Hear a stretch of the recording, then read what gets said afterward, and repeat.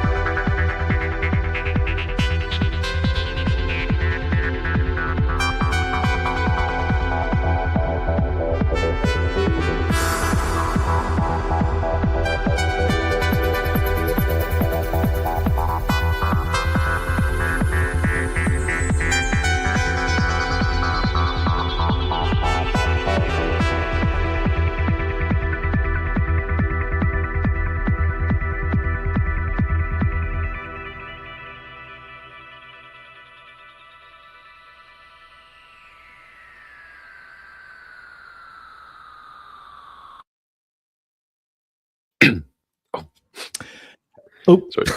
I thought I got out of the habit of doing that. It's the slick intro. Good.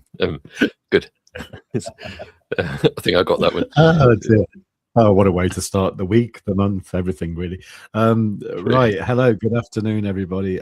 My name's Savewith Crypto. The channel is called Savewith Crypto. And this fella above me is Maff. Hello, Maff. How are you doing today? Hello. Oh, God, there's a car alarm just started up outside now. 1 second. Just closing the window. I've actually got, I've got like people digging up the road with pneumatic drills outside. Yeah, I was hoping it would be the fiber people putting the fiber in so I can have proper fiber, but it's Southwest water, so it probably means we'll have weird water for a few weeks now. So brown water. No fiber. Well, yeah, there'll be lots of fiber in your water, but not quite not quite what you're looking for there. I tell you what, some bloody awful stories about Southwest water. There was a girl a couple of years ago who was just had a day on the beach in Dawlish, I think it was Dawlish Warren, and she got E. coli and died. And it turns out, you know, further up the river, you know, they've been dumping like raw sewage into the rivers like for years, you know. So well, that's the thing, because Thames Water seem very keen on doing that as well. But it's someplace near where I live. There's this Thames Water I think it's abstraction scheme they're calling it, and it's just like a very kind of abstract name really for what they basically want to do, which is to dump treated sewage, but still sewage, into the River Thames. Right. And and they're literally going to be spending millions of pounds on this huge grand project, which involves just dumping shit, you know, into the river. But also, I believe further downstream along the Thames, they're also spending millions of pounds on a sort of river cleanup scheme, like a big plant. There's going to be kind of extracting stuff like sewage and other crap from the Thames. So it's Right. just the ultimate in just kind of just expensive bureaucracy, isn't it? Millions of pounds to dump Yeah. the crap in the river, and then further down, millions of pounds to take it out again. Anyway. Yeah. Well, So yeah, if apparently you what think that happened you got a bad with Southwest Water, then yeah. Yeah. Well, apparently what happened with Southwest Water was they used to have like routine inspections for all the kind of sewage plants, you know, and then they decided in a cost saving project about 5 years ago that each sewage plant would self-report if there was a problem. Okay. And so the people who actually, it was their job to sort of make sure it was all right, they didn't have to do anything anymore, you know. They just waited for the sewage plant to say, "Oh, we've got a problem." So of course they never did, you know. And No, yeah, why, anyway. why would they? So yeah, Well, I mean, they'd be out of a job, there's no honour in sewage works personnel anymore. No, not really. Anyway, look. So yeah, actually, I suppose it's time for this, isn't it? Save with crypto. Huh. Justify your thumbnail. Interesting thing with that little video clip is I seem to have got a microphone beard.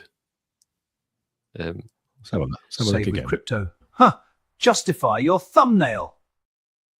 It's either a beard or it's something quite rude. I'm not sure, but it moves with me anyway. Where on the end of your? Hang on. Save with crypto. Huh. Look again. Justify your thumbnail. It's sort of floating, or it's stuck to me, or something weird. Not quite sure what you're seeing there.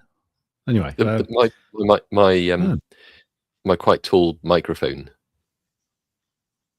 Oh, let's have a look. Save with crypto. Huh. Save with crypto. Go on, get the mileage out of this. Justify your thumbnail. Oh, doesn't want to play now. That's played several times. Save with crypto. Huh. Well, justify your thumbnail. Oh, God, look. Oh, I don't know what's going on. Anyway, I shall investigate. Anyway, so the Chicago Mercantile Exchange is now apparently trading at the weekends. You know, so you can like Bitcoin futures trade at the weekend. So there is no more CME gaps. However, according to TradingView, it did, you know, the last candle was on Friday and the next one was on Sunday night. So I don't actually believe that.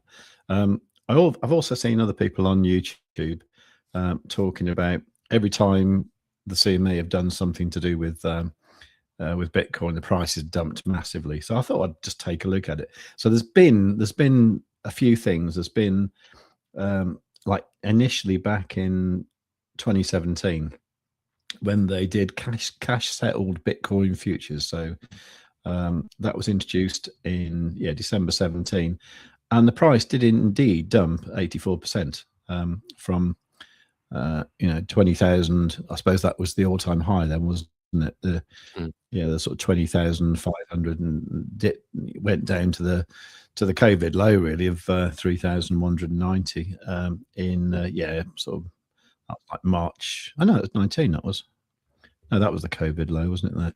Anyway, so it went pretty low, down to $3,000, and then recovered quite nicely.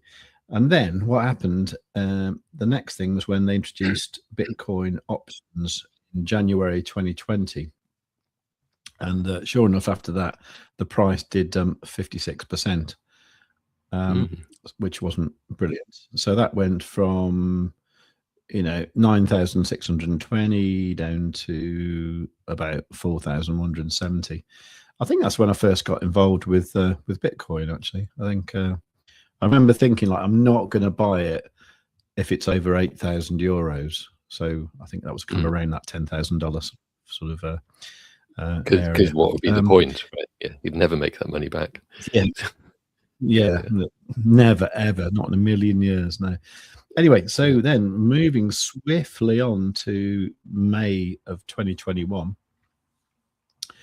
which is a time I remember very well. Not the best period of my life, actually, but I was actually quite rich for a while when Bitcoin was up here at like 65k.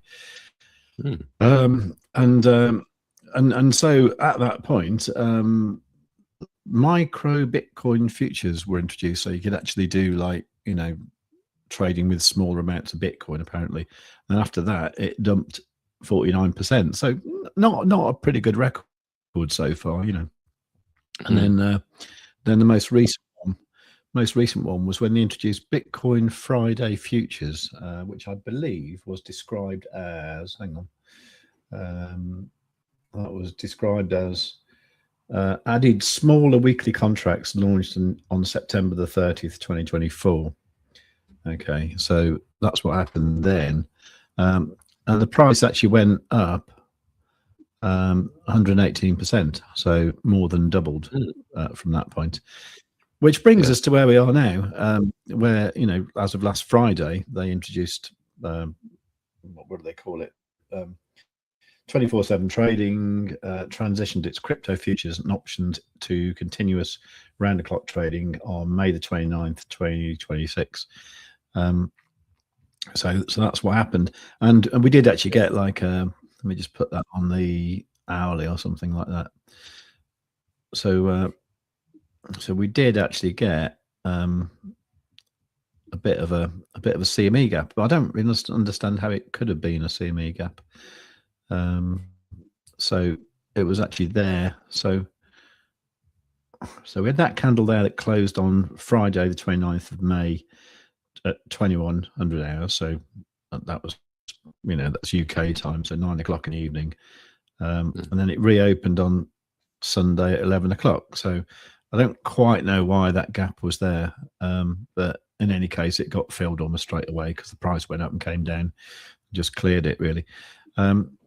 Now, obviously, there are these kind of historical ones that are left behind. So this one here, just from last month, which is up here at like, you know, 79k, and then down below was that funny like weekly one we were looking at the other day, which was down at like 69.8, and then there's this one here that I believe is down at like 67. So there you go. So that's they're actually the lowest ones.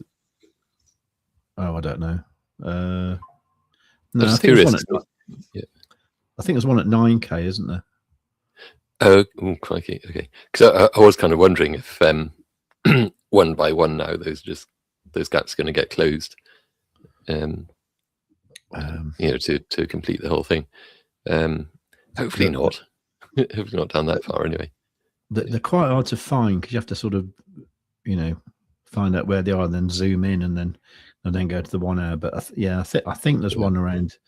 I think there's one here from about 2020 that's around about 9k, I believe, that never got filmed. It almost did here in 23, but not quite.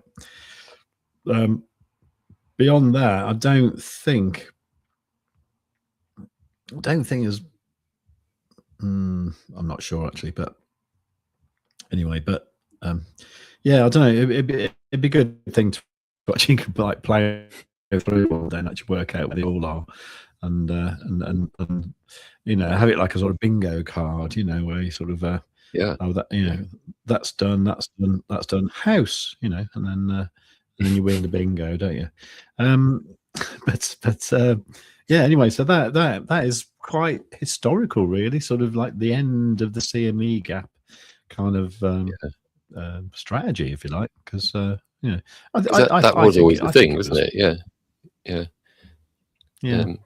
Because it was like regular as clockwork that you know, each week you'd expect that gap to fill, and so it did sort of it structured the week's trading a bit, and especially because like Mondays there'd be quite a thin order book generally on that day until the order volume kind of picks up, you know, into Tuesday, well, into the rest of the week.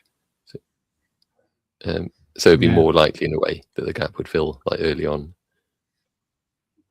Yeah, absolutely. Just let's have a quick look, see what Scotty's got to say. Sorry, I just made an assumption then without even looking at the comments. It's been quite active in the comments today. God, that bleeding I've got quite car alarm again. Just all right, let's close that. maybe it's my car. I should probably go and check. So it's not you might not recognize it, you know. But anyway, yeah, exactly. Yeah, Newish car. Yeah, that's everyone. Oh, I think that there might be a delay going on. I just realised that's why we may have been talking across each other a bit. Because I noticed just then you were drinking your coffee while talking, which is very impressive, by the way. I must say. Maybe an audio video delay or something. Right.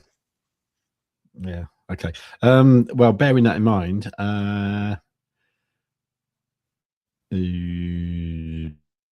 okay. Let me just. Okay. Right. I'll just. No, it's slow. I might need to restart this computer actually. Sure. Shall I maybe go through the chat while you do that, if you want? Yeah, do that. It won't take me long at all, actually, I don't think. But yeah, sure. I know I've been doing some kind of like processor heavy stuff on here, so it might be worth me doing that. So just hang on a sec. I will do that. So I'll just babbling slightly for a moment, and then right, I'm going to do it now. So I'll see you back in a minute. Okay. Right. So in the meantime, oh, you're still there. You gone? Trying to go. In the meantime, I'll go to the comments. So Scotty, Uara cider drinkers, I fully agree. Filter all your because we were talking about Southwest water and Thames water and so on. Filter all your drinking water. Parasites in the water are the main contributory factors to disease, illness. It's right up there among the contributing factors for definite. And also, I mean, this is in addition to the not financial advice aspect. There's also very much not medical or lifestyle or fitness advice or anything like that. But do take things that that's kind of detox you. You know, they kind of get rid of. Oh God, I didn't really see my. I should have brushed my hair this one. The kind of just flush out the parasites. Like for example, I mean things like zeolite. It's kind of a volcanic mineral that's very, very good. It just kind of flushes out your insides, as that seems to be a bit of a topic for today for some reason. But yeah, so fully agree on that one, and also filter your water. There's just common sense in it. Reverse osmosis machines also for your water. Yes. And Aussie, g'day lads. Crypto still stuck in crab season while stocks are having an alt season. Yeah, it's kind of the thing, isn't it? I was going to go over a bit of that later on as well. So hang tight for that. Kaz, hello. Hey all, welcome. And Aussie, ETF outflows going into stocks. Yes. The Bitcoin ETFs have been kind of making history, haven't they, for having the biggest outflows, which ain't great. So at the same time, I sort of wonder if it's also just the fact that it's the bear market, and so therefore, that there's a lot of that stuff happening while of course stocks are just doing the highfalutin thing. But that's something that we can come back to in a sec as well. Kaz, oh, welcome back, by the way. Oh, all right. Hello. How's that now? Are you still with delay or? Probably. Yeah, there's a delay there. Try and drink tea and talk at the same time. Oh, yeah. Okay. Yeah, well, definitely. Sorry, it's a delay with the video and your video and audio, and there's definitely that. And I guess other delay, whatever. So anyway, so Kaz is just saying I can't have cider. That's one thing that doesn't agree with me, amongst other, is apples in a major way. That, yeah, I empathise somewhat with that, but also apples are, well, any fruit, to be honest, is not that great for you anyway. People think that eating fruit is healthy. It's really not. And whatever you do, just avoid fruit juice, like apple juice, orange, even like freshly squeezed orange juice. It's so bad for you. The body has a terrible time coping with that. It's so acidic. It's like in a very focused, I was going to say concentrated kind of way, but it's not concentrated juice, just like freshly squeezed. Don't do it. It tastes lovely. It's amazing to drink, but it's incredibly bad for you. Kaz, hi. Oh, sorry, Scotty. Hi, Kaz. And Aussie saver stocks. I think it's quite true. Bitcoin hitting a 4-hour bullish retracement. We shall have a look. And Bitcoin just dropped below 72k after Strategy made its first Bitcoin sale in 3.5 years. Oof. Okay.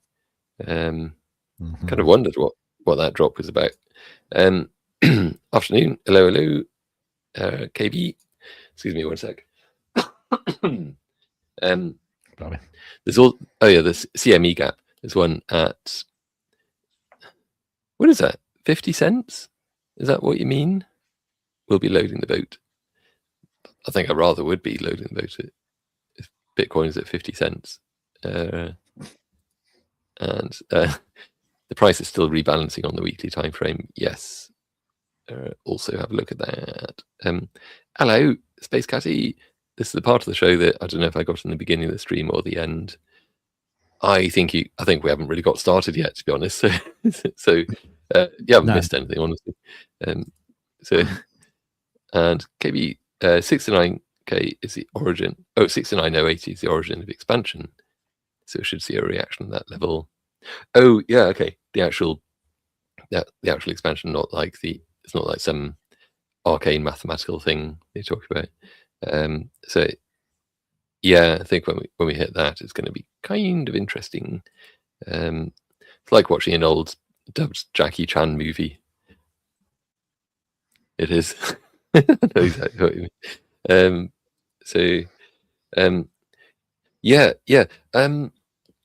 I've actually got one, or I did, and it was working great. But the thing is, the only place we could have it where the mains water supply was coming in was under this bench in the kitchen, which meant the bench had to be higher, and it was very unpopular among the household, and caused other issues, weirdly, like to do with the water flow that I don't think the filter was to blame for. So I ended up acquiescing and ripping it out, but I want to put it back. I'm going to replace it, I think, because it's just silly not having that. But fully agree, though. 100% math. Detox once or twice a year. Do your own research. Definitely. It's the old, fasting for a day or two.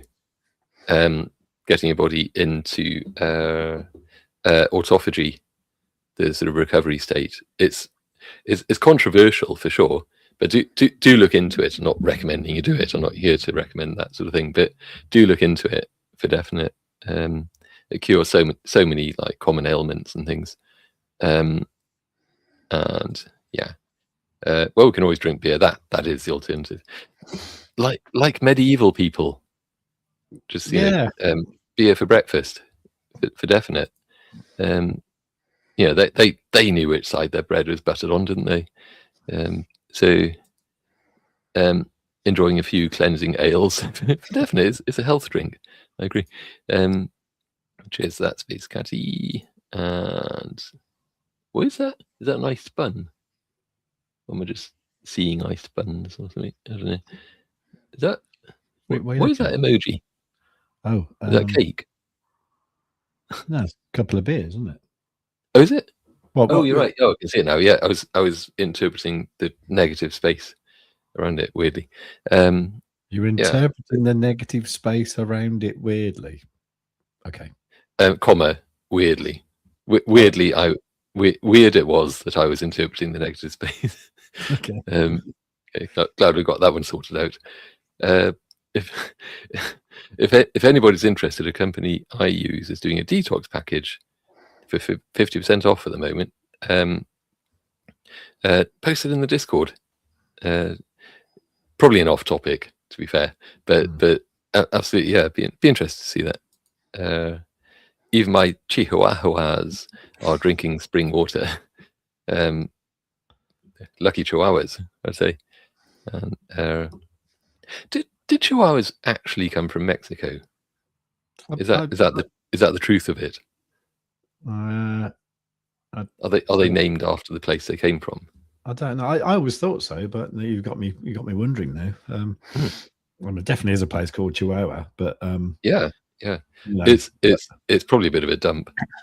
But our it's Alsatians, center of Mexico, it's landlocked part of Mexico, isn't it? Just yeah, I don't know. Probably just ridiculously hot. Sorry, go on. Yeah. But our Alsatians from Alsace, I mean, people from Alsace are called Alsatians, but yeah, the Alsatian dog. I don't know if that comes from Alsace. Or, well, they were originally German Shepherds, weren't they? But I think didn't they rename that shortly after the war? I think, or during the war even, because the dogs were getting a bit of a bad time over it. So they got renamed Alsatian. But then German Shepherd, I think, was starting to come back in for a while anyway. But named after Chihuahua in Mexico. Yeah, for definite. But did they actually come from there? Or were they just named that because it's a bit of a wacky name or something? For a wacky dog, So link is in off topic on Discord. This whole bloody conversation, it should be an off topic on Discord as well. I was listening back to the teabag conversation from Friday. Actually, it was genius. It's brilliant. Actually, it's great. Anyway, so that's why people come. That's why people come here. You see, that's why they're not. They're not over at Alexo Crypto and with the bros. But there you go. And, that's true. Anyway, well, yeah, and also when we make price predictions and things, we back it up with a hefty dose of it might be completely wrong. In the sense that it's all about kind of like scenarios and looking for confirmations and so on, because that's the best anyone can do. And if it's a thing like 50% of the time it's like exactly as predicted and so on. Yeah. So Ozzy, roll the tape, roll the Quadzilla. You might have a point, but just you brought this up, haven't you? The 3 time frames. Should we see? Oh, me. I was just curious if we're going to get any sort of bounce there. That's all really. Just because there were quite a few like super ups appearing on that last little dump actually, but there again, it's dumped even more now. So probably not. Really. So what do you got? So the 1 minute, the 3 minute, and the 12 minute. Your favorite time frames. Yeah, but it is dumping quite badly, isn't it? I am actually in a little short actually, so that's so I'm quite happy for it to dump away. But what level did you open that the short? Oh, it's not very good. It's it's about 73k. So yeah, it's not very good really. But anyway. Oh, well. Yeah. It'd be better if it was 82, wouldn't it? But it's not, unfortunately. Anyway, bearing that in mind, shall we do the thing? Sure.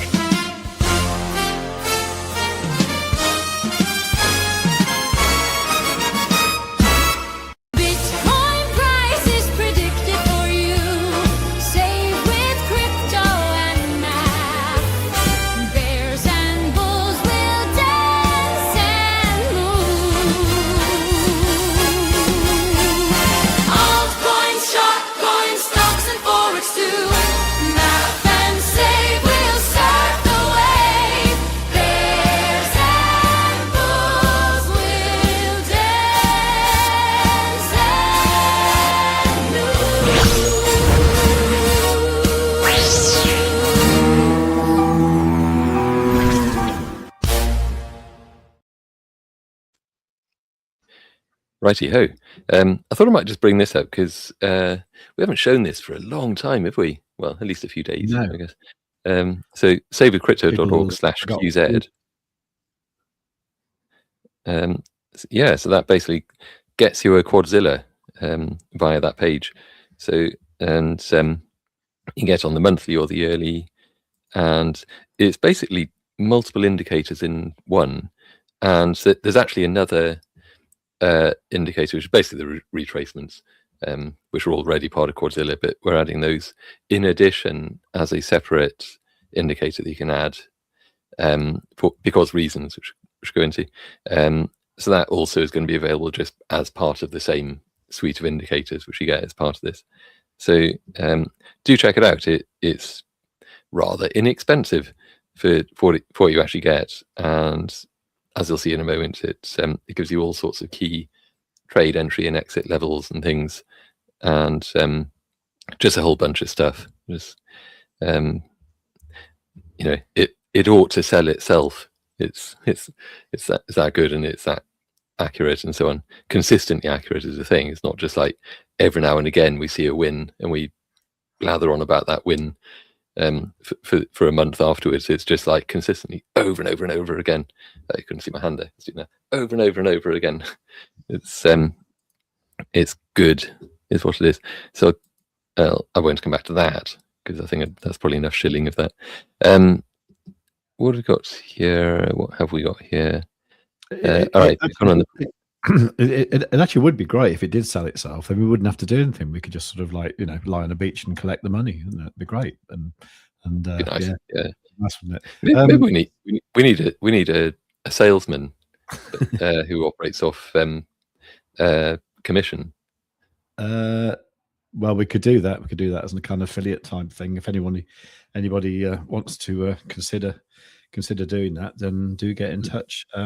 The QZTF thing that you were just talking about, I am about to release that, but the only thing I'm thinking is I want a nice screenshot for it, and I haven't quite decided if it's better to do like just one instance of the one instance of the indicator, or like multiple, like what I'm doing at the moment. So I was gonna, I don't know, I was just gonna ask you about that. I mean, it doesn't really matter because, like, you know, people are going to get it for free, and people who got Quadzilla anyway, so it's not like we have to sell it to them. Yeah, but, to be honest, I think that would be quite a good screenshot right now. But look at that one.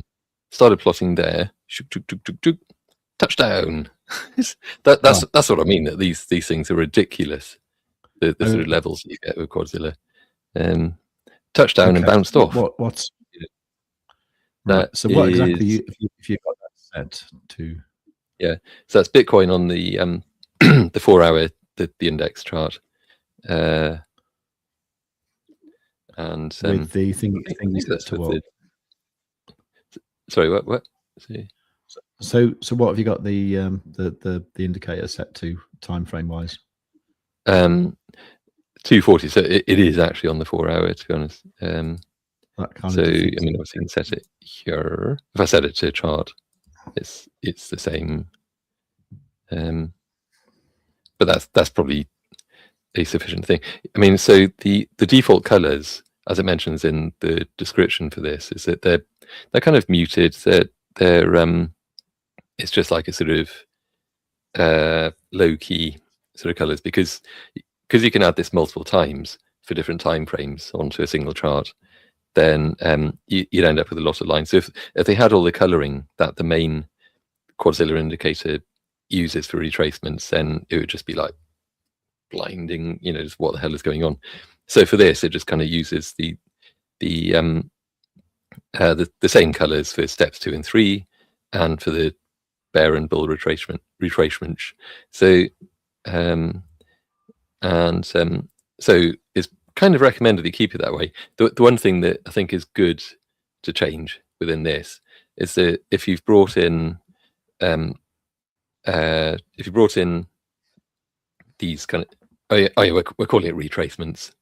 Excuse me, by the way, just as a name, because it's kind of what it is. It's purely the retracements. So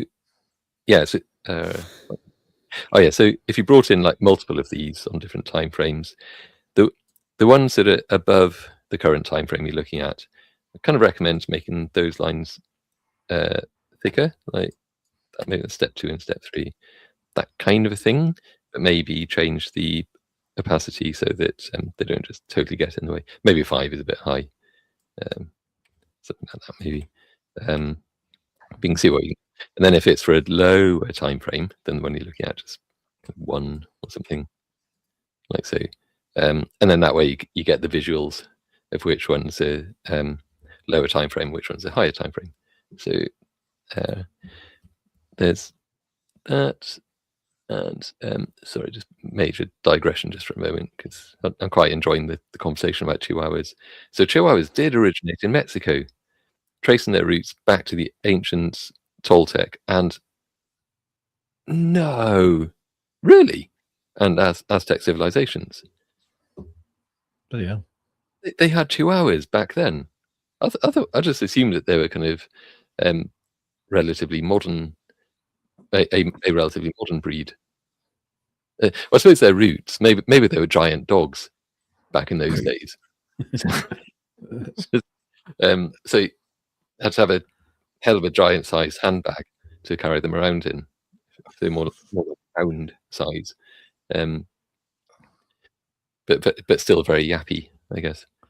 I tell you what, that used to be funny, you know, when I was in France, because like my mate who sang in the band, he had this like bloody big German Shepherd, you know, Alsatian, soft as anything, called Gary, his name was, and I remember walking around Alpe d'Huez, it's a ski resort in the Alps, and there was some like French family who had a little tiny dog, sort of you know, walking along, and like as soon as they saw Gary, they kind of picked up their little dog and held it close to their chest, you know.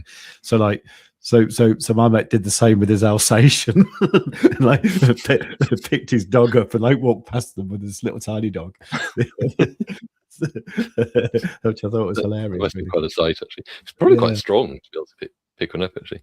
Yeah, and actually carry it, walk with it, you know. Yeah, he is quite strong, and I think that was the same day as that. After that, shortly after that, we bumped into a bunch of like English people on a ski holiday, and they went up to Gary and they said, "Oh, he's lovely," and all that sort of thing. And they said, "What language does he speak?" And my mate went, "He's a dog. He doesn't speak," which I thought was quite funny. Yeah, it's pretty good. So Ozzy just saying that. Talk about chihuahuas. They think they're Rottweilers. Absolutely. I think they genuinely do. Yeah, little dog syndrome. That's what they've got. Yeah. Actually, we got a serious question from Scotty. No. Hello, again. Can you explain the steps 2 and 3 on retracement levels? I'd love to, and thank you so much for asking. Let's change the color of this just so you can kind of see. So, you know what? Let's just bring up. Actual Quadzilla. I've been keeping it hiding for that long, and for now, I'll just switch off the retracements thing. So, yeah, essentially, excuse me. Where's a good example? That one's beautiful, by the way. That 4-hour doink, the way that played out, because that was back to 14th of April, 1 p.m. When it started plotting that, saying, "Oh, hey, by the way." When the price has completed that structure, it's going to come down here and bounce away. That's strongly suggesting we're going to see a bit more upside to that, and it might come to that potentially that 50% level between that bullish retracement and that bearish retracement. It's how it so often plays out. So that's something worth taking seriously, I think. But again, talking about scenarios, that's a strong probability of that scenario. Think if the price breaks down below that level, which is at 71,890, then of course we're now going with a different scenario. So you just kind of have to play it that way. So you know, have your with a trading plan, have your open level and you know and your stop out level as well. So anyway, what was it? Oh yeah.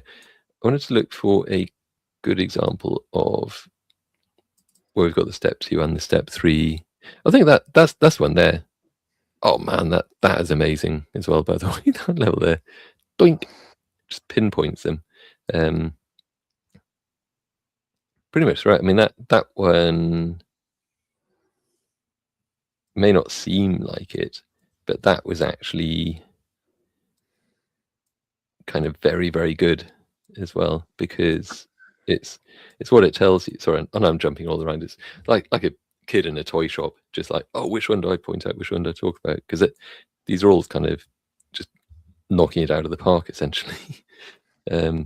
Apart from, oh no, I was going to say apart from that one, to be honest, but that that also knocked it out of the park. Boink. Anyway, focus, man, focus. Okay, so this one here, the price came back down because it's doing the up, down, up thing, which is essentially the retracement pattern. It's always in 3 steps. You get the where's the highest point? I suppose there, the up. That's step 1. The down, excuse the slightly curvy line there, which is step 2, and then the back up, which is the 3. That's just went very wobbly there, but it's essentially up, down, up. That's when it's a bearish retracement. So in this case, it's kind of from the moment it starts plotting, which is basically where the arrowhead is, then it's saying, yeah, the price is going to head up, and obviously at some point it's going to head back down, which it does there. It almost did there. It teased, so it did, but then it just kind of headed back down, dropped below. So sometimes that happens in a single candle, sometimes a bit more. In this case, it took a few of the 12-minute candles. Then even though I scribbled over it, you can kind of see the wick down. That's such a clear sign of a pivot and a price reversal at that point anyway. And it came back up. You can kind of see just within that Quadzilla is drawing in the step 3, which is a thinner line. So just to like really kind of labor the point of it, that's the one. That's the 2, and that is the 3. Which is kind of there, like so. So 1 is the up, 2 is the down, 3 is the up again, and then for the bearish levels, it's reversed. So quite often you don't necessarily really see the step 3, just because it often happens just very quickly. As I was saying, like quite often that wick down is in a single candle. The wick down and back up is in a single candle, and in which cases the step 3 is there. It's just that it's happened like virtually instantly, which is nice. You get it. It's when you get that kind of instant reaction. Something volatile this way comes or whatever. So where was the other? Oh yeah, this one. Okay, this retracement there is kind of a good example of, where's the end of it there? Kind of a good example of where the step 2 played out very quickly, and then the step 3 was like whoomp all the way over there. So in this case, so it's reversed now. So it's instead of up, down, up, it's for the bearish, it's down, up, down. Excuse me. So the step 1 is just there.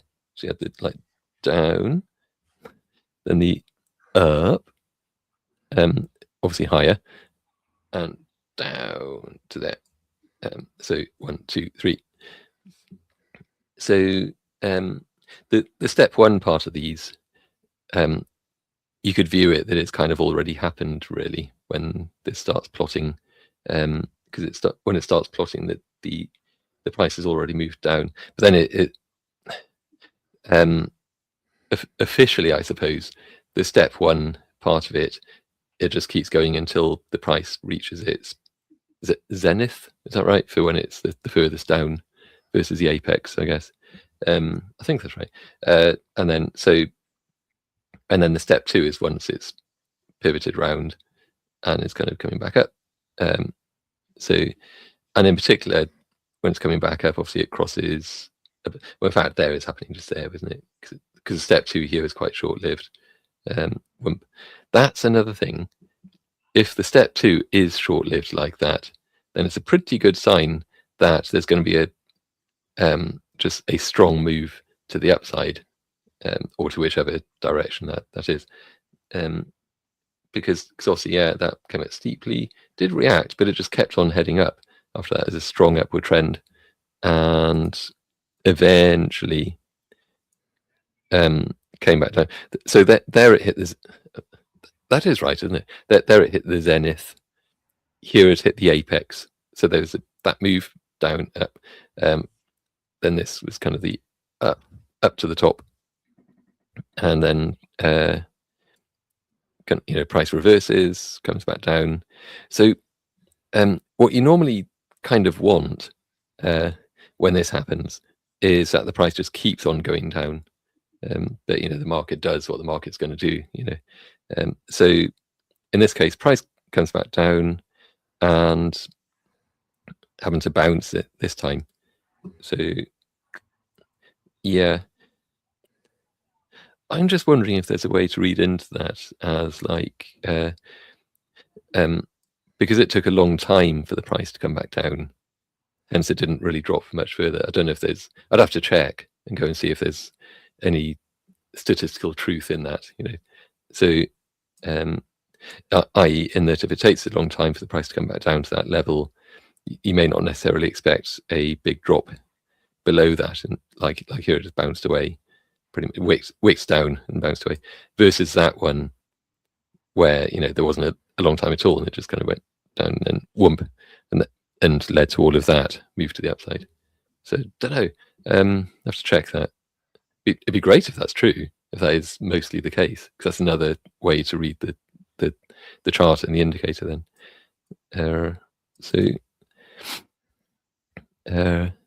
Yeah, so that hopefully that explains that. I banged on about it for probably a bit too long, but let's see. Welcome, sir. Welcome. And let's see. Space Catty, Michael Saylor's strategy is sold 32 Bitcoin for 2.5 mil. Let's see how the market reacts to that. Well, there you go. That's how the market reacted, I think, just there. So on here, still on the 12 minutes. So a bullish retracement started there, and it's already just gone into its step 3. And so we could well expect the price to come back to there. I'll show you. Oh, I haven't got all of Quadzilla showing. We should do that. So that gives us a bit more context on that. So yeah, okay. I think so. I think we could well see if that's carrying on sort of over there, then something like that, and so on. Given that that's happening, so we've had the pivot, the price pivot, and then bit of a rejection candle there on that bearish candle.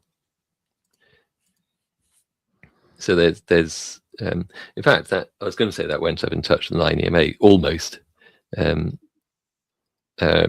in any case didn't really even get to it. So it'd be interesting to see on the next candle there whether it rejects off the 9 EMA or kind of manages to break above it. It might, I suspect, it might take a few attempts if it manages it at all. Should do. If it feels like there's gonna be a bit of a bounce there, I think. Looking at that,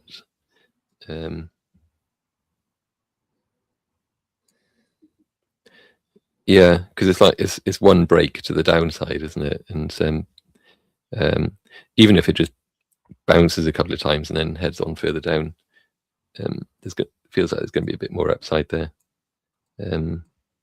Once it's reacted, that's just gone into. Oh yeah, it's just started the new candle, the new 12-minute. So, and still bearish. But in fact, yeah, we could now bring in the 4-hour retracement, because why not? So the higher time frame, just gives some context. The sorry, it's stretched out. How far back is that going? Quite a long way. Just gonna hide that for a moment. Okay, yeah, kind of. So that was obviously the same thing that we were seeing earlier on. That on the 4-hour, its retracement level just kind of pinpointed that touchdown. and that was a bullish retracement, if I remember. So strongly suggesting there's going to be a bit more upside there. So what I would also just wanted to do as well was actually, let's see, a couple more comments. See, Sol just made history, not in a good way. 8 straight red monthly candles are first in the asset's existence. Yeah, it's a bear market, isn't it? So yeah, just at the moment, I think that a reaction to a lot of these is kind of like eye rolling and yeah, here we go. But we have yet to get into the depths of the bear market, and everyone is despondent and feeling like it's all just, it's over, man, it's over. So we are seeing a lot of negative sentiment, which could, because it's the opposite of the euphoria, isn't it? When we kind of suspect that we're reaching the peak of the bull market. Like we're seeing things about Ethereum and about just, it's just the worst asset ever, and if you'd invested in it 5 years ago, you'd just be breaking even right now, which is true enough, but it's the sort of talk that we tend to see around when we're approaching the end of the bull market. But I think we've still got a way to go yet. But it's interesting that the sentiment overall is kind of edging in that direction, I think. Hello, Count Doug Egg. Welcome. El Presidente, when did I promise $2,000 tariff checks to Americans? I don't remember doing that. Ooh, okay. Yikes. Someone who hasn't really particularly kept up with that many of his election promises, I think. So I think a lot of people have left. Yes, absolutely. Have left crypto for AI. Also, I still remain convinced that 10th of October 25 broke crypto forever. The manipulation had lots of people saying undone. Yeah, I think the wave of happiness, the positive sentiment is very likely to come back. But it ain't there at the moment. But that's for sure. I think AI like tech stocks and things are in a bit of a, wouldn't really call it a bubble as such, but they are like the main thing, that they're kind of attracting all of the available liquidity, and that's obviously going to go on for a while longer. But I can't see it going on forever, or even like more than a year or two maybe. So I do honestly think that crypto is going to have its day in the sun back again. There's also probably a bit of uneasiness with crypto at the moment around the, like, quantum computers potentially just kind of break things. I think people want to see that solved, for one thing, and maybe there's even a bit of worry that probably unfounded, but a bit of worry that AI might just kind of suddenly break the sort of the cryptography within crypto. But to be honest, like elliptic curve cryptography is kind of it's sound. It's yeah, can't really see it. It's just so like kind of battle tested and so on over the years. Quantum cryptography, though, not so much. There's so much like theoretical stuff there. It's not exactly battle tested. So maybe that side of it is a bit, a bit worrying. But anyway, I was trying to say positive things. I think that we've got, the positive vibes will return to crypto, and we'll see money returning to it as well. It's just like, being patient with it, for the next probably year or two, I think.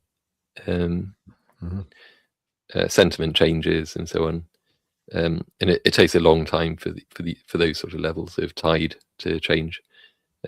So much money being thrown at AI. There's a thing now as well, isn't there, about, isn't it, Larry Fink? He's kind of saying that, people have invested or whatever in their pensions and so on. We're just going to throw their money into AI data centers, and so, people have no choice in that. Essentially, it's sneaky and a bit icky, but legal. So yeah, they can just plunder however much money they want, basically, to invest that in data centers, AI data centers, and AI model training and research and so on. Aussie, I think we've been there since the October CZ Binance mega crash. Ooh, no, me bags. Yeah, is it? Yeah, get a bit of pain in our bags, definitely, from that descent. So I watched far too many dystopian movies to see AI as a good thing. Yeah. Yeah. The Matrix, obviously. But wasn't there one like from decades before that? Was it Colossus? I think a film that no one really talks about or maybe even has heard of anymore. But that was like one of the early greats, where the computer just took over the world because it was given too much power. Quite prescient, I think. But, well, yeah, I think quite prescient. 200-week EMA at 69.2. Is this where Bitcoin is going this week? Where are we at the moment again? 72. Yeah, let's bring that. Oh, one last comment. Let's quickly do that. Is Save with us still, or lost in? No, I'm all right. I'm all right. I've actually just been fairly busy. Actually, I've just published the retracements indicator, and awesome. Okay, nice. And so far, I've given access to Kaz. That's it so far, because Kaz asked me. Oh, okay. So I don't think we've seen. Oh, we saw an early comment from Kaz, didn't we? I think. I guess Kaz is going to be busy now. Just got a new toy. Playing with it, yeah. Yeah. What I did in the end, finding bugs, probably. Yeah. No, what I did in the end was I left it on the 4-hour, but I added the 12-minute and the 3-hour retracements just to make it look nice on the. Well, just to give an idea of what it can do, really. So if I, oh yeah, for sure. If I put the URL in the comments there, obviously there's no point putting it on the screen, but if you go and click that, you can see the thingy, the screenshot I used, which was quite good, I think. Anyway, so yeah, that is live. If you want access to it, then you can either DM me in Discord, or well, you could actually leave it in the comments now. Actually, leave your TradingView thing, and you need to be a Quadzilla user. I hope you gave me access. Did it? No, I'm saying I hope you gave me access. No, I don't know what your TradingView name is. I should be able to see it here, shouldn't I? Yeah, it should just be in the list. It's probably Mafftopia. Oh, do you think it is? Let me have a look. Hang on. Sorry, temporarily forgot what I'm doing there. Right, manage access, add new users. Yeah, because if you add me, I can just kind of, even though I've already got it, obviously. Oh, are you just math? You just math? Oh, I might just math on there. Yeah. Right. Let me do that. If I message you, that'll prove it's you, won't it? I'm not even following you. Bloody hell. What? Anyway, right. So I've just messaged you. Did that? Did your through TradingView? Is it? Yeah. Did it make a funny noise or not? No. I mind you, I probably don't have. No. Yeah, of course I would have notifications set up for TradingView. I think. If you go to indicators, my one invite only. Not there. Why is it not there yet? We'll just check my emails. 1 sec. I don't think the emails come up that quick, actually. No. I think they take like an hour or so. Maybe it's in that sort of phase where it sort of lets you correct mistakes for a bit, you know. Could be, yeah. So maybe come back to that one. Yeah. So anyway, what we could do in the meantime is, anyway, yeah, that's pretty exciting that that's published now. So essentially, if you have a Quadzilla license, you also now get these. Obviously, we were talking about them during this live stream anyway, but so that one is set to the 240 minute, either 4 hour. Let's add another one. I'll add the script version just for now. And so this one just added. So we're currently on the 12 minute. So let's say if we want to add in, excuse me, instead of time frame chart, we can set that to the 1 minute. And swipe, and just set that to 1. So, and okay, so now we've got these. I think that was like 4 pixel line thickness for the 4 hour, just kind of like unintentional synchronicity there. But and then the 1 minute is 1 pixel line thickness, and so is that. Oh, actually, I'll just delete all the drawings. Yeah. So essentially, on this, let's say we were about to place a trade here, planned it out, blah blah blah blah, on the 12 minute, and so we would kind of look to the higher time frames like this, just to get like more of an overall feel for the trend and probability. We've also got the current time frame retracements being drawn in, courtesy of like main Quadzilla down there. So, and you can tell that's from that just by the coloring. So yeah, so like for example, that 4 hour time 4 hour retracement there kind of tells us that well, it bounced off that in any case, but it's still valid. It's still going to be like the step 3 of that happening. No, sorry, my mistake. It touched down to it, didn't it? Yeah, so step 3 is now kind of done. So we'd expect upside there. Looking at the 1 minute, the 1 minute retracements, there could well be just kind of like different levels the price comes up to on each of those, like kind of not in a straight line, but just up to there, bounce to that one, bounce to that one, bounce, that kind of thing, and even up to that one, even though it's kind of completed there. And then within each of those ranges, we could see a bit of that going on, and same on that when it gets there, and even like between those, once it gets over there, you kind of get the idea. Let's just do it. So yeah, so what was I trying to say? Yeah, so the when you're looking to open a position, you kind of planned out your trade just there, but you'd normally kind of drop down to the lower time frame just to sort of get a good entry. I mean, it's still worth doing this anyway, but this just makes it a bit more convenient that you can also see the lower time frame retracements here as well. So you just get the more of an overall picture just by looking at the one chart. So there's that. So you can just like use them in whatever, however you want to, whatever your trading style is really. So there's that.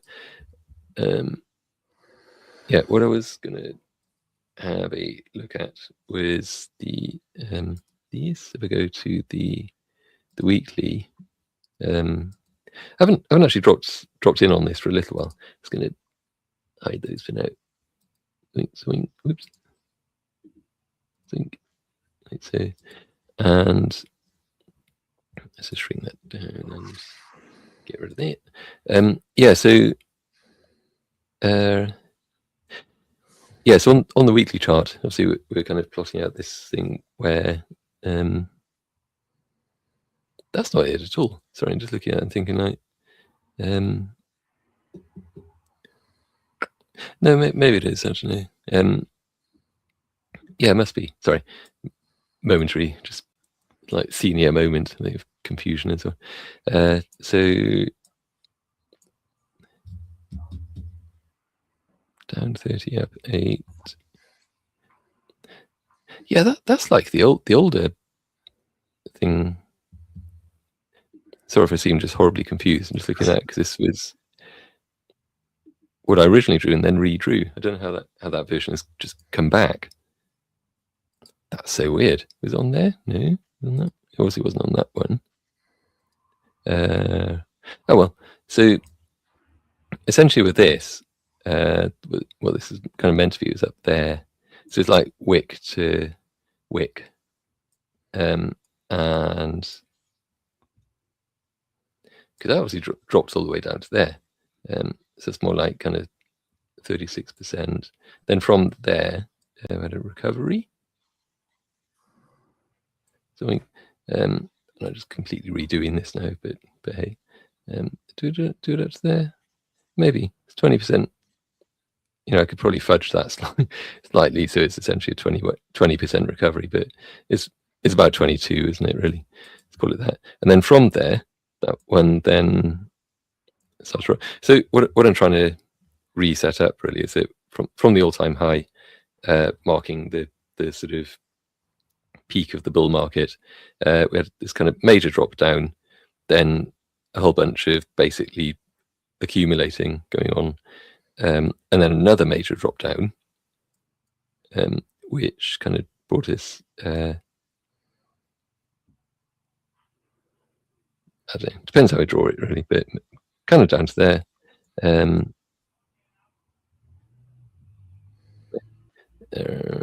What's that other one? That was 36. I think if it came down to that wick just there, then it keeps it like 36 and 36, and then the kind of recovery, because it probably needs to just come from that point then, doesn't it? And now it's gone like all the way up to there, effectively. So a higher recovery, or is there a higher recovery? Higher percent recovery compared to that one. But this one was the overall price of that range was blimey, 17,500. That's quite a range actually. 17,500 price range, including the sort of mega wicks that you got on there, compared to this one, which I have to go that way, was, I drew it slightly inaccurately, slightly above, yeah, 20,000, but similar ballpark. I think it's kind of what I'm probably sort of getting at there. And what I'd previously drawn in here was this. Get rid of that line now because that was one scenario, or whatever. But then here, this one, this scenario just here was kind of, yeah, we might see the price come up and hit that level, and then drop down. That's pretty close, isn't it? So it kind of it went up by another 3.4%, like $2,700 above that, but not far off. So it kind of came up, and now it has been just plummeting, kind of like what I scribbled whenever that was. So, and then this one, let's move that across now.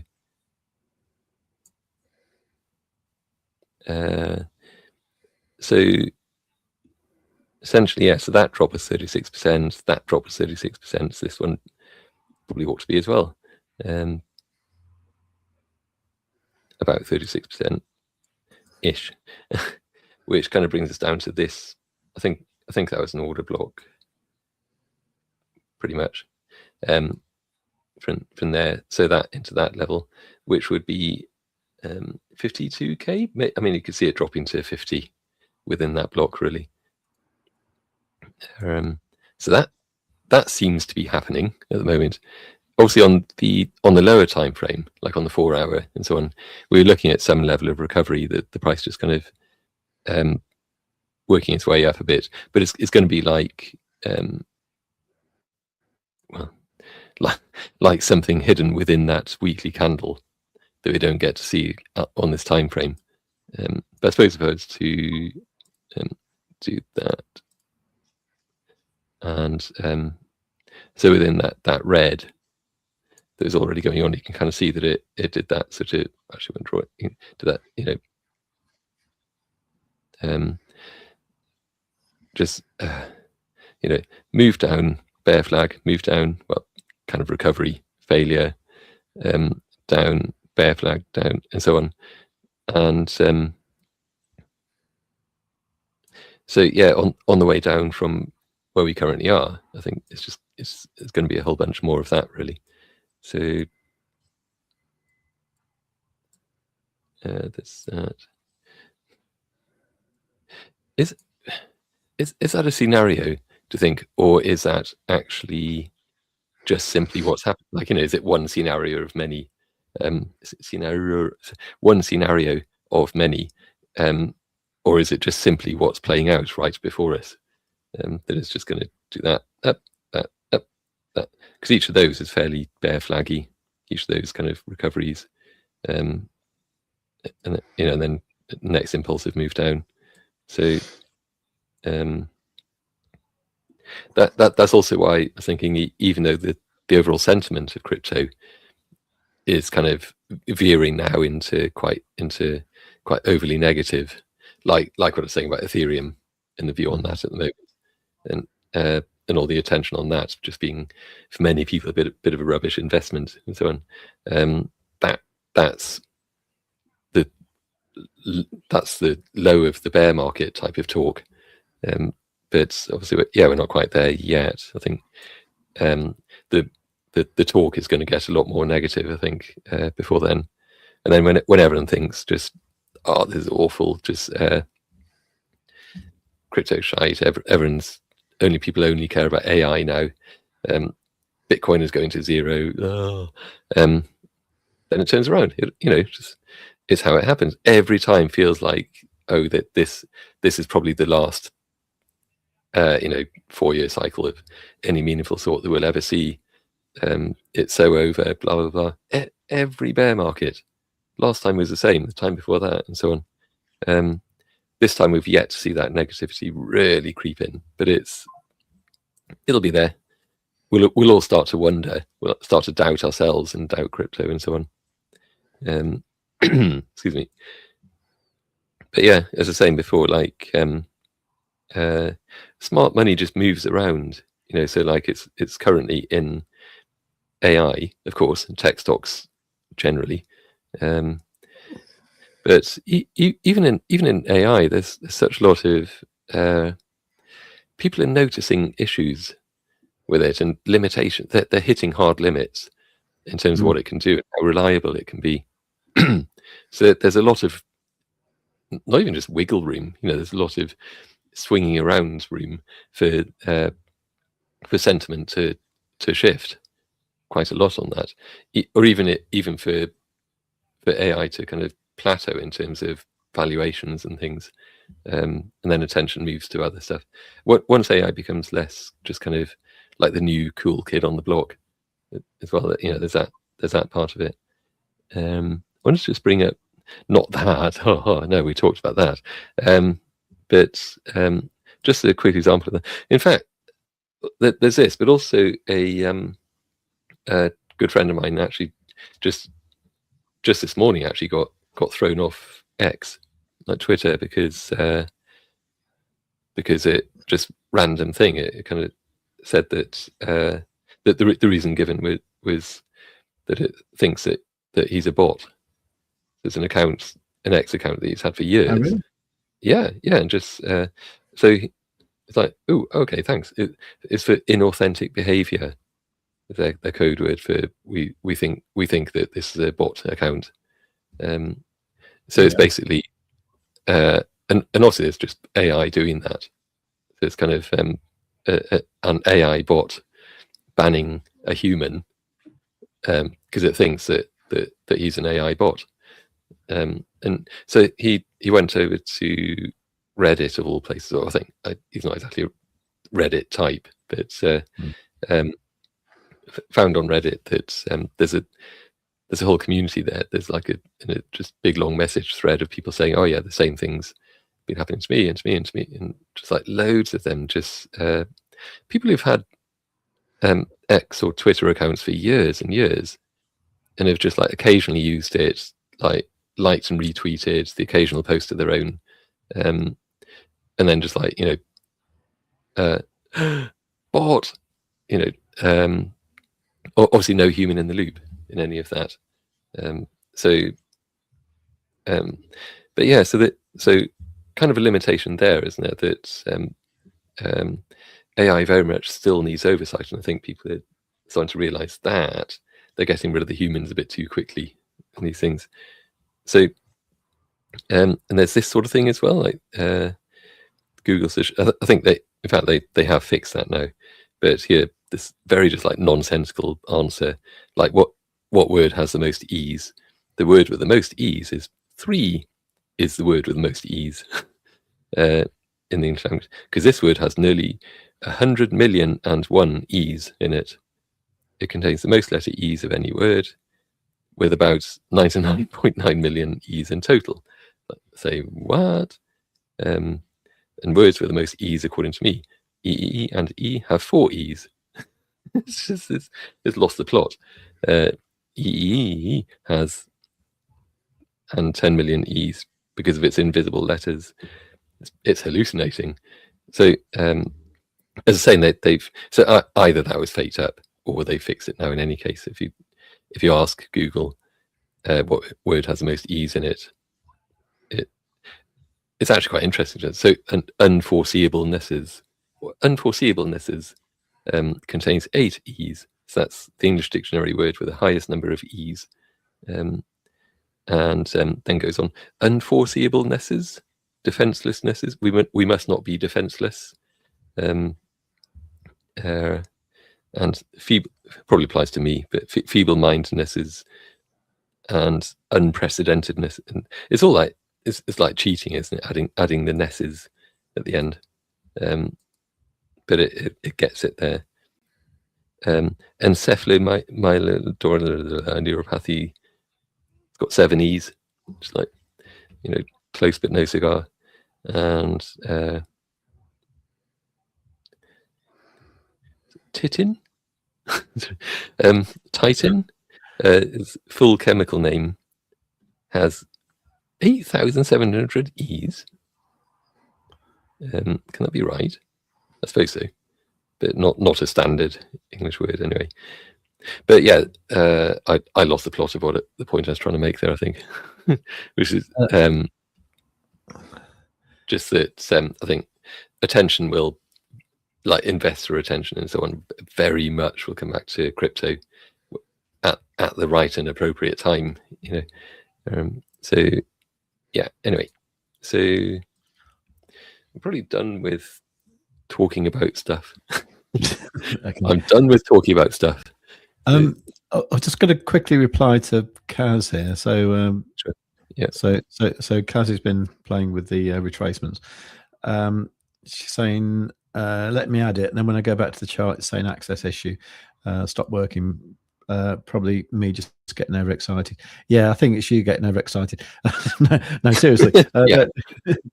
Blame cat. That's definitely what it is. The same thing happened to me like a minute ago, and I refreshed the page and it came back all right. So Okay. So it should be okay. The problem with you, Maff, is I set the expiry date for today. So thanks. Yeah. So it's all right. You have infinite access now. So awesome. You should be able to see it in your invite-only scripts, really. But yeah, no. Okay. Let me. Oh, that means I've actually got 2 in there now. So I'm now doubly popular. Let's go to invite only. Oh no, only one. Oh, I guess I need to refresh. See that? Don't know why that is. Let's try this. I think it's probably, if anything, it's probably that. Bloody hell. Why? You're definitely math with a little f, are you? 2 F's. Yeah. But actually, I'm just going to bring this into a different window. Enjoy the blue while it's there. Let me just jump into my account details. Can't even find them. Oh, up there. Where's Maftopia? Oh, like what I said. yeah, but username is Maftopia. Right. Okay. Let's try that again then. Okay. So I'll have to. That other one probably get all excited. That other math. Right. Yeah. So maybe just leave them access, because I think they deserve it for having a good. I was going to say the best name ever, but that's ridiculous. Having a half decent name. There you are. And there's a little doggy as well. Excellent. Okay. So add access. Yeah. Unmistakable. Right. Okay. Right. You should have it. Right. Bring this back now.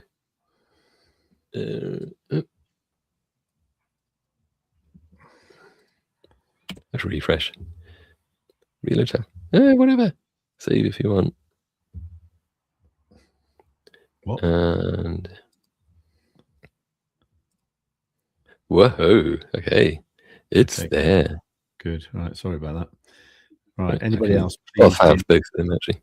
And of course. Not quite sure why that wasn't faved. Because that's not your favourite.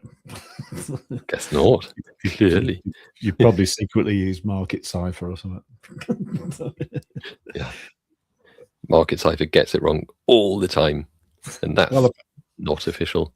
Well, apparently Market Cipher's doing some sort of red dot or something, which means the market's going to go down. So, oh dear. Yeah. Well, it's probably a bit late for that. I mean, it'd be great if you got that a month ago, wouldn't it? At least we had a super down on the daily about a month ago. You know, we knew what was happening. You know what, let's have a quick look at that. Let's go back to the other chart. Zoink. Just close it. And daily. I switched off Quadzilla. Come back. How dare I? Pretty sure there was a super down. Yeah. Oh, hang on. Why is that down there? It needs to be up there. Super signals on the price chart. That's pretty nice, isn't it? Because that's, I mean, it recovered a bit. It bounced off the 9 EMA. Always does. Rode it up and then just capitulated. So beautiful. And in fact, that also the red bar there was kind of a confirmation. Yeah, that is, you know what, that is the direction we're heading in. It was also, to be honest, also the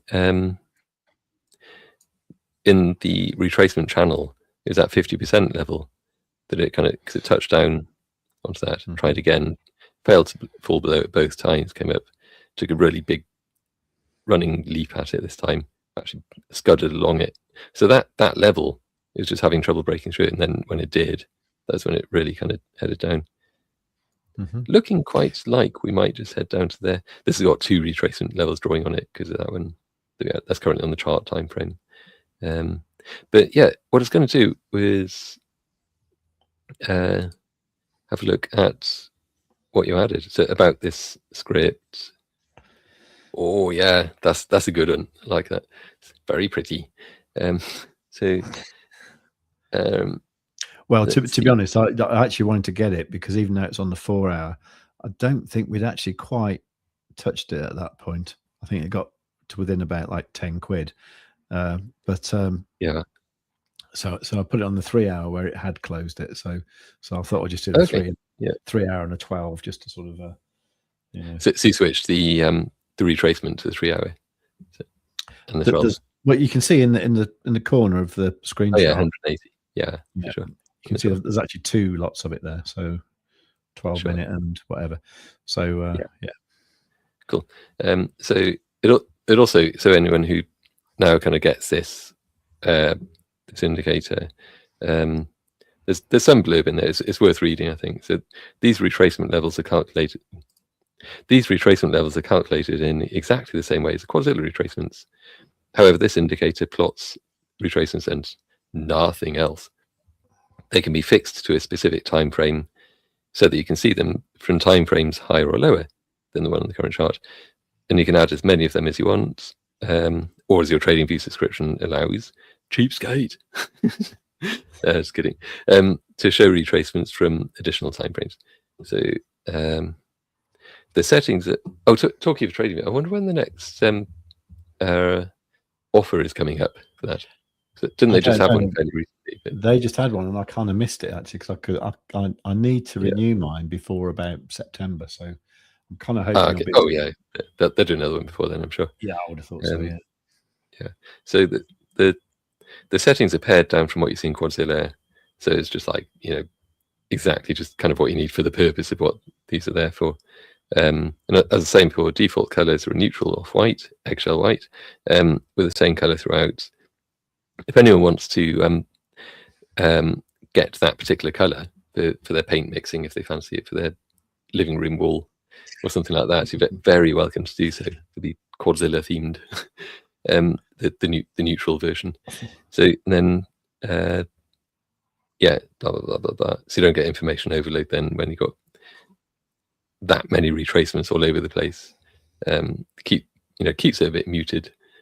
And so that approach also reflects how the time frame based retracements are meant to be used, because they're a quick glance at key levels from other time frames. Then if you can like jump over to that time frame if you want to then dig in and get the full details. So how to use them? So just example recipe, I guess. Use a lower time frame when you've already planned a trade and you're looking for a good entry, or use a higher time frame if you're kind of doing like an intraday or scalp trade, for example, and you want to get a broader sense of the prevailing direction. And in other words, what's the probability? So like you're doing a little intraday trade to the downside, but which is likely to play out. But how risky is it really if there's kind of this retracement level up there on a high time frame, and that's going to be the tide is generally heading in that direction, So then recommended settings,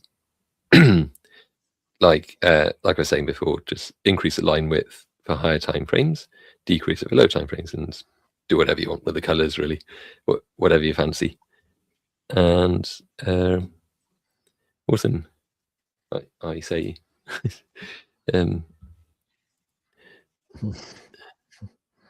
Posted a Bitcoin chart in your thank you for doing that. It's brilliant. Oh yeah, thank you. Posted a Bitcoin chart in your X. It's probably a good one. Monday dump or Monday pump? Oh, well, we are actually 3 minutes away from New York Open. So yeah, we may as well hang around here, watch the devastation, and then watch the devastation, then clear off out and say, well, okay, well, up to you then.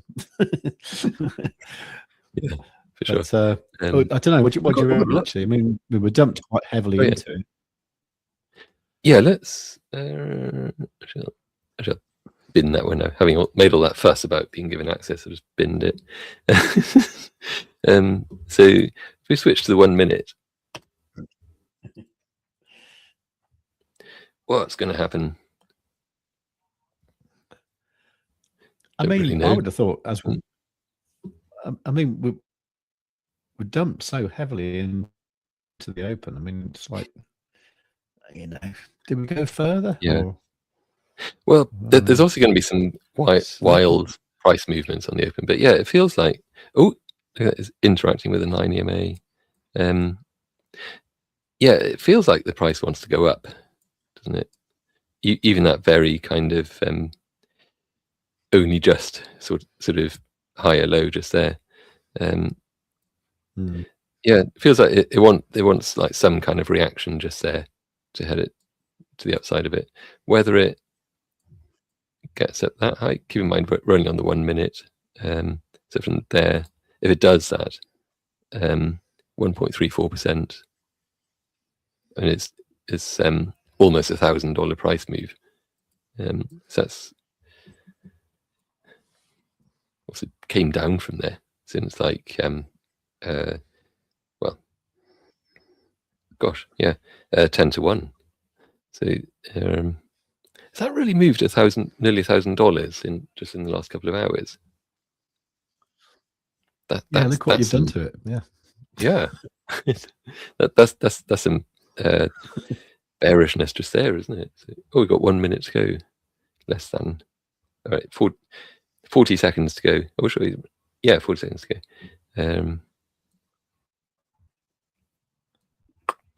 Go to the 3 minutes. I'm gonna drink some water. Just 1 sec.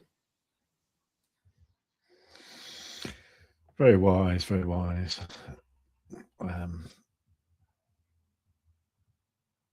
Yeah. So that's a big old slab there.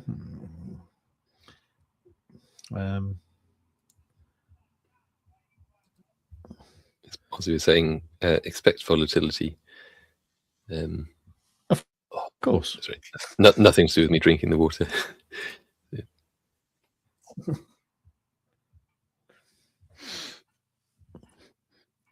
There you go. That's 14:30. So switch the one. Oops. Over here. It's a bit muted so far, isn't it? Yeah. There you go. Nothing happened. Okay. Well, we'll see what happens the next half hour, really. But yeah. I was kind of curious about. Oh no, there he is. No, it doesn't. I was curious about the. Actually, no, sorry, just in the wrong. Give me a second.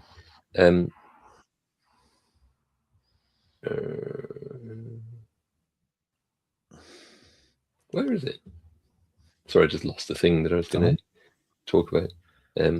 Talk among yourselves. You're curious. All right, so let's try and guess what Maff is curious about to do with the thing that you can't find.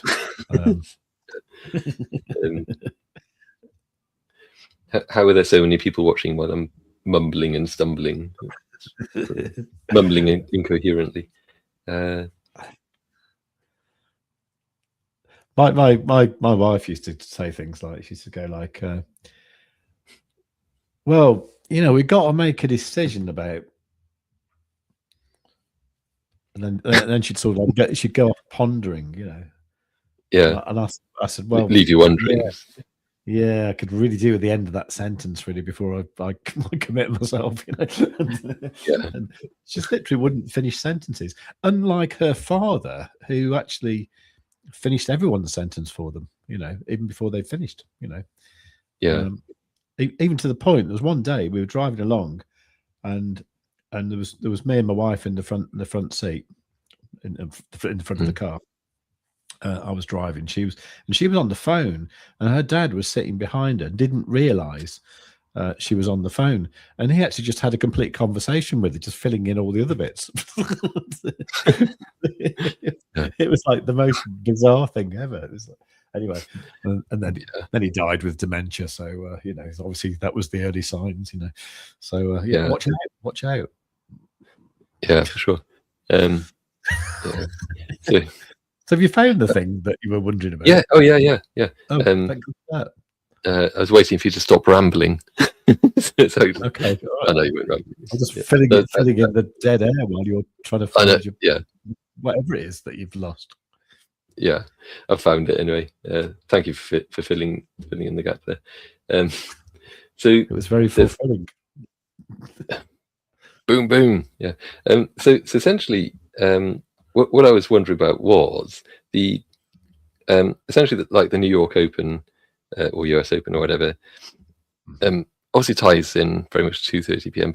But just like what's actually opening, because it isn't exactly like apart from the CME, so I guess it kind of is, but it isn't mainly like a Bitcoin trading floor.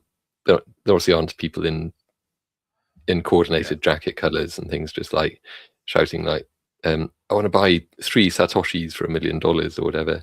It's but there's so many things. It's gone on for longer than ETFs, that whole thing. But I think ETF based, trading ETFs and so on, it is part of it nowadays.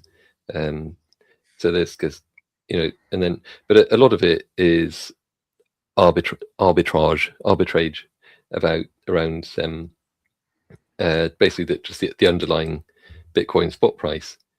And obviously like hedging and things. Just trying to think what else.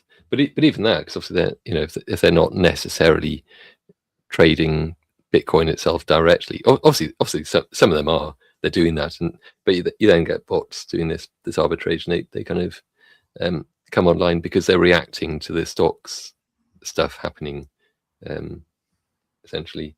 So obviously the New York Stock Exchange and the Nasdaq both open at 9:30, and then they kind of close at 4 p.m. In I guess their Eastern time, which would be 9 p.m. UK time. So that's obviously when the Americans leave the house, and it's over to the Asian crowd, I think, and so on. So yeah, spot ETF arbitrage. I could have how to pronounce that properly and sound knowledgeable and not like a buffoon, by authorized participants. So the stock market, the traditional stock market opens. So investors begin trading spot Bitcoin ETFs like IBIT or FBTC. And if demand for the ETF is high, its price will briefly trade at a premium above Bitcoin's actual spot price, i.e. the net asset value. The action is then like authorized participants immediately step in to capture that premium. So that's kind of what happens kind of big time, I suppose. So they're buying actual Bitcoin on crypto exchanges, and then they deliver that to the ETF issuer to create new ETF shares, which they then sell on the stock market for a profit. So when it's actually Bitcoin backed, the ETF, then that kind of has to be happening. And there's obviously that has an impact. So there's instant buying pressure on the underlying spot market, like Bitcoin. And of course the other way around, if the ETF is trading at a discount to the actual Bitcoin spot price, then the reverse happens. It's an arbitrage loop. There's just continuous. It's a big portion of that volatility that you see in the opening minutes. Similarly, like high frequency trading like HFT, statistical arbitrage, and so on. So quantitative hedge funds and so on. Their algorithms are designed to react instantly, like to the 9:30 opening. The opening bell dings or bongs or whatever it does, and the algorithms are instantly scanning for minute price inefficiencies and things. But including like CME futures, so they're kind of monitoring that. So I think that's where a lot of this volatility originally came from before the ETFs, but now the ETFs is just like a pretty major part of that as well. And so it does sort of mean, so if the CME is now 24/7, I guess that kind of means that it's I don't know, when they already the 24-hour, or do they close, they open and close with the US stock market as well? No, not exactly. It closed. Oh God! What time does the US market close on a weekday? 4:30, is it? Is that what you said? Or 4 o'clock? Yeah. I think it's 4 o'clock. Oh, okay. So yeah, that's what time it closes, and then it opens again at hour 11 o'clock on Sunday night. But over the weekend, sure. But what they used to do, but do they still? Are they then 24 hours for the rest of the week? During the week, yeah, I believe so. Yeah. Apart from there's a weird bit on Wednesday when sometimes they close for an hour. But yeah. So in which case, it's not really the CME that's affecting that, I think. No. So, okay. Mainly the ETFs then, I think. Well, yeah, but I always thought it was just the general sentiment of the market as well, you know. So like, but why that, you know, immediate 9:30 reaction, 9:30 a.m. reaction? Because that's when traditional stocks start doing big volumes, isn't it? Yeah. No. So it's essentially it's the algorithmic trading, isn't it? I think that's causing it. Yeah. So they, like, pretty much what I was saying. I think I just sort of realised that. So yeah, the stock market opens, and obviously a lot of those are crypto stocks, and so there's a lot of immediate reacting to those, especially where stocks like the ETFs are kind of backed by spot Bitcoin and spot crypto and so. But yeah, there you go. So that's kind of what causes that. It's not obviously just like institutional Bitcoin traders just they've downed their coffee and now they're, you know, because there is no opening bell, of course, for the Bitcoin trading. Anyway, where are we at? It's been doing some funny old things, isn't it? Just since that start, like in the last where are we at? What minute are we on? The last 10 minutes, I suppose. Yes, yeah. Yeah. Fooled people in that direction. Fooling people in that direction now. Not sure what to do with my short, actually. It's sort of it's now 40-odd% in profit. So ooh, wow, okay. Well, there you go. The longer you mull over it, the more money you'll be making. Except that's now reacting. Not exactly. No, exactly. Take some profit. Just take 40% of profit. I know, but if I do that, I'll be tempted to put it back in, and then I'll mess up my entry even more. Well, just don't do that. I know, but you're taking the profit. You're taking that off the table. You know, I'd have to sort of tie my hands together to do that, or you know, do that then. It'd be fun to watch.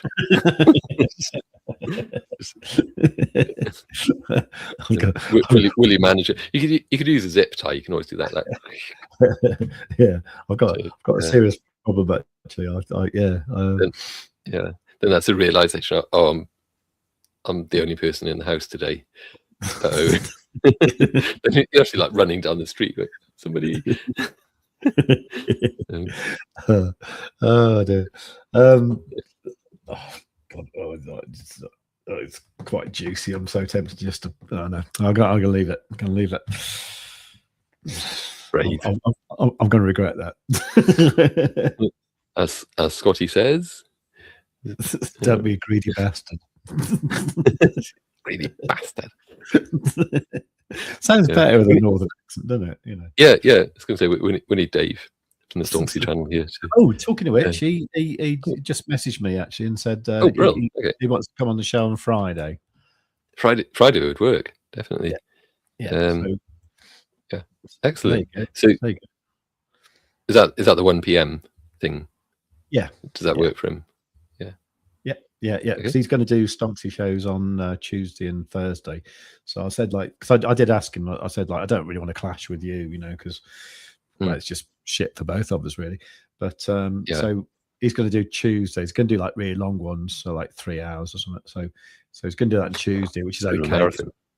Yeah. So Tuesday's okay because we don't really do much on Tuesday, and Thursday. And I said I'll have a think about Thursday, you know, but you know, we'll see what happens. But so Friday we'll be featuring Dave from Stonksy. So absolute guest of honor. We've got royalty basically. Well, it'd be quite cool. Even though we've done loads of streams together, it'd be the first time that me and him have been on the stream with cameras on. So. There you go. You know. Yeah. So, anyway, so you'll see live reactions of what you really think of each other. he knows what I look like about. but no, he's a nice lad, and it'd be good to to support him in his endeavours. And definitely. Hopefully vice versa, you know. But as Aussie say, Aussie says it'll also be Friday on Friday, so right, well, we can talk about Chippy Coin as well, I think. Yeah, so, yeah. Did you get your? Did you do it last week or not? Oh, I didn't do it this time. Took a break. That was another 25,000 Chippy tokens. I mean, it's only worth $10, but like, if it one day, you know, one day, bloody hell. I mean, it only has to 10x, and the price it's at the moment, that isn't exactly, you know, off the table. You know, I think that's quite achievable. It only has 10x, and then suddenly that £10 is £100. Yeah, you know, $10 or whatever. Yeah. Right. Okay. Right. That's the way it works. That's the way maths works. Yeah. Okay. See, massive gap at 200k that needs filling. Yeah. What? What? Yeah. Actually, what? Oh yeah, 200k. What was that? What was that in relation to? I don't know what he's on about. Okay, fair enough. So, actually, I think I did say in my tweet about the show that we're going to look at a couple of we're going to look at S&P 500. Okay. So there you go. There's the S&P 500 on the daily. Compare that to the Bitcoin chart. I mean, my God. Do you know what I mean? Yeah. Trend shield is very up. So through all of these kind of red bars of doom, the trend shield is very much saying, oh, no, hang on, there's more upside. Sure enough. So like these are basically saying, by rights, the market should be exhausted unless there's just some kind of infinite money glitch that's just pumping the market still. And that's reflected in the trend shield. They're saying like somehow there's still upside potential. And sure enough, like whoop. And eventually we will probably see a bit of a drop down to that level. It'll probably do what it did before. If you look on the left side of the screen, you see what it did before. Yeah, just no, I done too far. Back a bit. Oh, yeah, there. Do you mean that?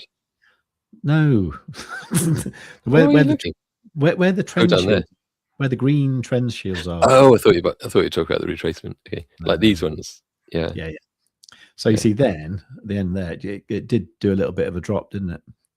Yeah, definitely. So the trend shield is starting to fade out, like the signal is weakening, and so yeah, and that was reflected in that, and also in that being a bit less kind of marked upside, you know, until it kind of just carried on. And then, yeah, in fact, yeah, that was also a bit reflected in what the convergence band was doing here, because it got up into overbought, thinned out to the size of a thong or something, and then just down, curved around and down,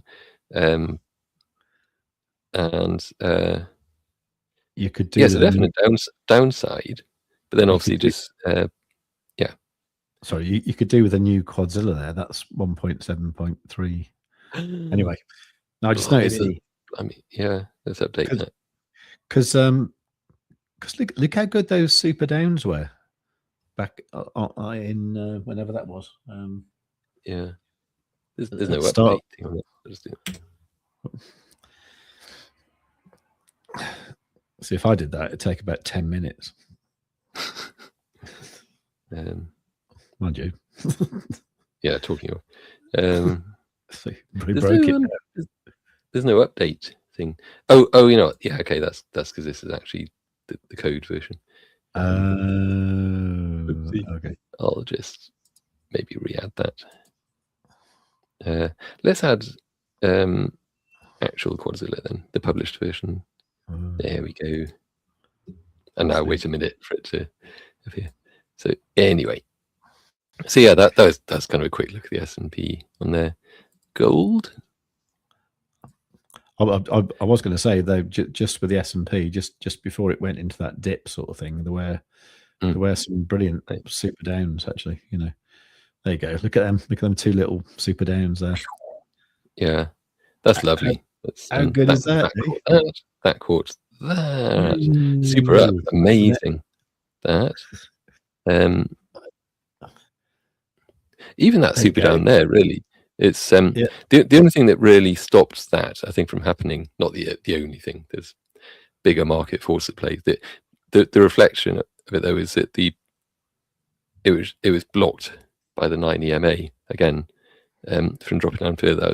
The EMA's generally just coming out too steeply there. I think it just wanted to carry on.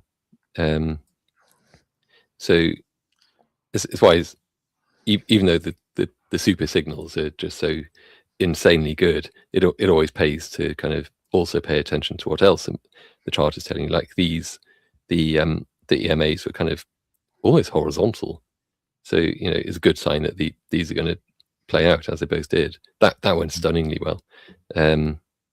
Whereas there was such steepness to the EMAs there, that was obviously not the end of the road just yet for that. Well, again, if you look at, you don't want to be fighting the trend too much, do you? And if you look at if you look at the green and yellow EMAs, you can see that, with that, I mean that was very bullish there. So obviously, it's going up. It's definitely going up. And when it was going down into that trough sort of thing, you had the two super downs, and then it went sideways for a bit, and then you got, if you just go left a bit with your cursor.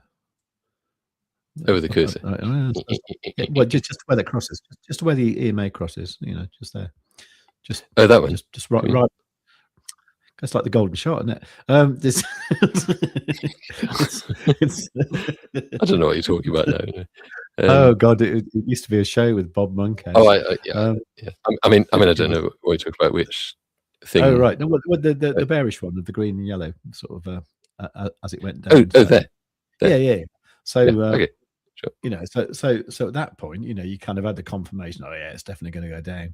So it did, and then by the time you got the super up in that trough there, they were starting to sort of go a bit flatter. So it's just great, isn't it? I mean, So there you go. And of course, double retracement levels open there as well. So it's a strong signal that the price is going to come up at least to there. And of course, because that's still open, I could see that happen. This is going to be one of those retracements, I think, where look at that, it's like, oh yeah, but we'll never see the day when the price comes down. It'll come back down to there. There'll be a crash. I don't sound too glorious about it. It's like, it'll be wonderful when it happens, but bloody hell no, the economy will just be crashing into the dust. Just be actually quite devastating for everybody. But but just given that, how kind of impulsive that move is, I could kind of see it happening. I think there's a bit of a stock bubble type of thing happening that we're just seeing before us here. It'll just be a scorched earth, and the only thing left alive will be Quadzillas. It's just grazing off people, the traders' bones. Roaming through the debris and so on.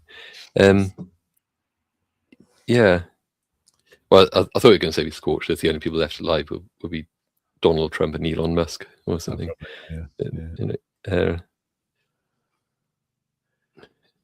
And probably, I don't know, how she won't go. Let's not go that way. So this is on the weekly.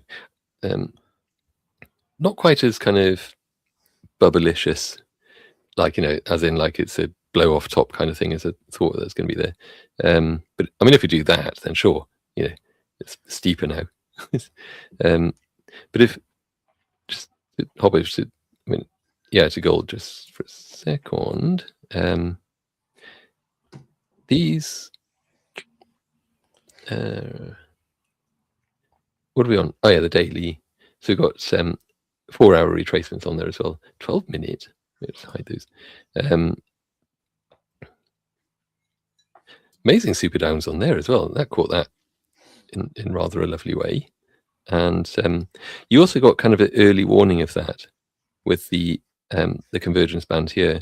That kind of is a sort of calculated combination of the 4 stochastic momentum oscillators, and so that came up here, narrowed down, curved down on that bar, on that candle, basically just saying like, oh hey yeah, this is looking very likely that we're going to see a bit of a top just here and a reversal, then super down, and just whump down, then some accumulation and off up again. So is it similar on that one? Kind of. Also got the RSI, in case you're wondering what the yellow line is, just the RSI like blattered on top. Let's move that for a sec. So pretty much that. I mean,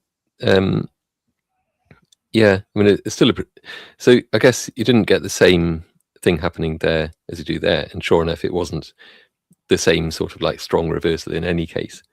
And also there's kind of a trend shield thing here, just saying like, wait, we're not quite ready yet, there's more upside, and so on. Probably done. I think we've been talking for quite a long time. So anybody left here? I think, there was quite a few actually. Oh, yeah, yeah. And they're mostly on X, on your X channel. Good, well done, everyone. Do make sure you are following, and there'll be. We should probably call it a day, shouldn't we? Really? Yeah. I think I'm definitely done. Done in. Yeah. All right. Yeah. So yeah, thanks everyone for coming along. Please do give the stream a like right now. Very important. If you're watching it in the future, then please leave a comment down below. Do come over to things generally, that you'll find links for the free Discord down below. Quadzilla, obviously we've demonstrated that's just like the best indicator in the world, and it now comes with the extra retracements indicator as well, which if you need access to and you're a Quadzilla user, just DM me in the Discord, and if you've got Quadzilla already, then we'll just add that to you. We have to add it as a separate permission, so yeah, we can't do it like it's a separate indicator, basically. Yeah. Yeah. Also, just to quickly say, oh yeah, live. I think we've got one person watching on Maftopia this live stream. Everyone else is on your channel and also on X. But thank you to the person watching on here. But do check out my YouTube channel, which is Maftopia, and just do regular videos on science, technology stuff, and it's kind of fun. This is a collaboration that I did with Save with Crypto, about Angine de Poitrine. That's been doing pretty well, actually. 2,000 views. Yeah, nice. I noticed that. Yeah, and various stuff. That was an interesting one that didn't get as much traction, but it's worth checking out anyway. Talkie LM is an AI that's frozen in 1930, so it's kind of a knowledge cutoff point. So essentially, it doesn't know anything about events that occurred after 1930, or stuff that was recorded or written down or whatever after that, and it just captures kind of that time period of up to the 1930s, and of course attitudes and things around that time, and understanding of science, the world, etc. So just kind of interesting. Do check it out, and so on. But bunch of other videos on and on. So